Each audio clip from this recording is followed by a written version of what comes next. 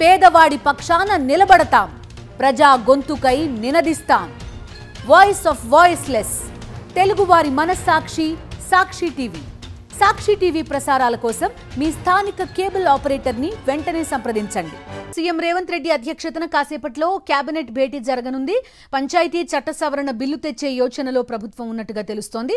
50% reservation పరిమితి తొలగిస్తూ bill తెచ్చే అవకాశం ఉంది.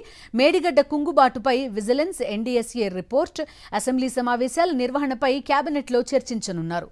కేబినెట్ భేటీకి సంబంధించి పూర్తి డీటెయిల్స్ అందిస్తారు మా కరెస్పాండెంట్ రాకేష్. లైవ్ లో జాయిన్ అవుతున్నారు. రాకేష్, చెప్పండి. పంచాయతీ చట్ట సవరణ బిల్లు త్వరలోనే ఎన్నికలు రాబోతున్న నేపథ్యంలో అసలు రిజర్వేషన్ పరిమితిని తగ్గించాలనేది చూస్తున్నారు. 50% పరిమితి తొలగించాలి అనేది ఏ విధంగా వర్కౌట్ చేయబోతోంది? దీనికి సంబంధించి ఎలాంటి డీటెయిల్స్ ఉన్నాయి కేబినెట్ భేటీ గురించి?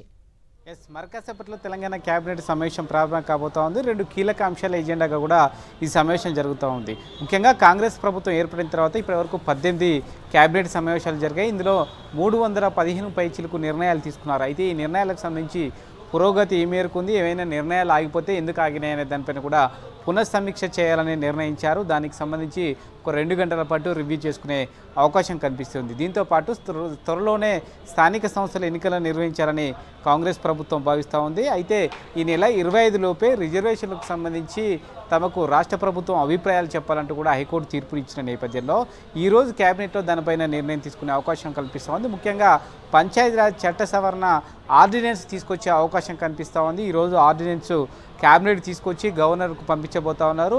అయితే గవర్నర్ దానికి ఆమోద ముద్ర వేస్తారా లేకుంటే బ్రేక్ వేస్తారా అనేది చూడాలి. ఎందుకంటే 50% మించి రిజర్వేషన్లు ఉండకూడదనే నిబంధన ఉంది కాబట్టి దానికి సంబంధించి గవర్నర్ కూడా లీగల్ ఒపీనియన్ తీసుకునే అవకాశం అయితే కనిపిస్తూ ఉంది. అయితే కాంగ్రెస్ ప్రభుత్వం మాత్రం ఎట్టి పరిస్థితుల్లో ఏదో రకంగా ఈ 50% మించిన క్యాప్ను తీసేసి బీసీలకు 42% రిజర్వేషన్ ఇవ్వాలనే ఒక టార్గెట్ పెట్టుకున్నారు. ఆ ఉద్దేశంతోనే ప్రస్తుతం వివిధ రకాల ప్రయత్నాలు అయితే చేస్తున్నారని కూడా చెప్పుకోవచ్చు. తమిళనాడులో ఏ విధంగా అయితే 9వ షెడ్యూల్లో చేర్చి రిజర్వేషన్లు ఇచ్చారో తెలంగాణలో కూడా ఆ తరహా పద్ధతిని అవలంబించాలనేది తెలంగాణ ప్రభుత్వం వాదన. దీనికి సంబంధించి కొన్ని లీగల్ ఒపీనియన్ తీసుకుని ప్రస్తుతం కేబినెట్లో చర్చించి ఆర్డినెన్స్ తీసుకొచ్చే అవకాశం కనిపిస్తూ ఉంది.